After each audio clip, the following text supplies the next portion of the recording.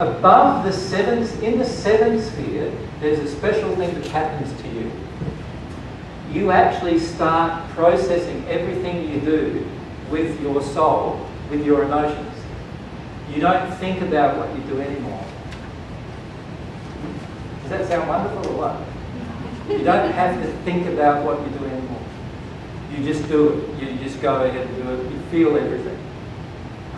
So I'm not talking to you with notes, right? Because it doesn't help me feel anything. I'm talking to you straight from how I feel. And you'll find you'll do exactly that. As you progress through this path, you will start doing that. And in the seventh sphere, you do it so much that you don't even think about anything anymore. You don't plan anything anymore. And yet, everything works out without your planning it. It simplifies your life so much, right? Wow. Yeah. And in the eighth sphere, and there is an eighth sphere, you go through this huge transition that in the Bible was called being born again.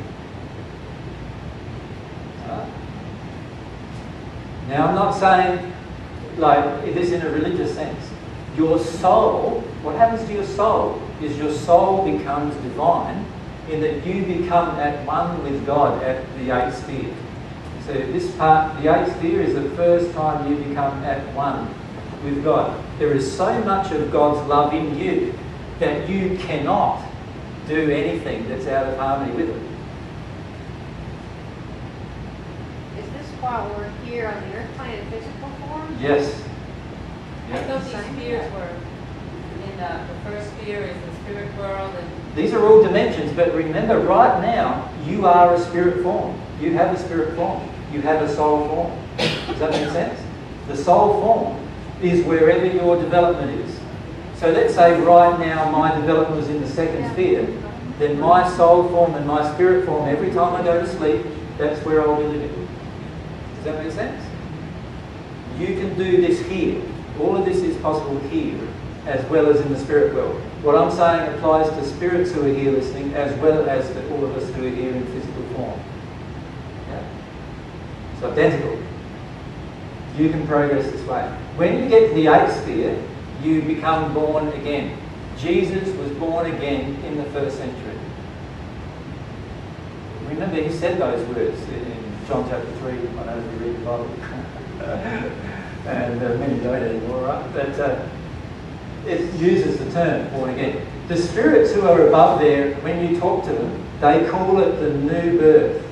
The reason why they call it the new birth is because the soul is transformed into a totally different creature. What happens is as the divine love enters the soul, it actually adjusts the soul. The soul actually changes in its form, and it becomes, instead of a human soul, it starts becoming a divine soul. And this area above the eighth dimension is called, on the eighth dimension above, is called the celestial kingdom, or it's also often called the kingdom of the angels. And every one of the spirits who live there have become at one with God. Now, there are over 4 billion spirits in that location of the spirit world.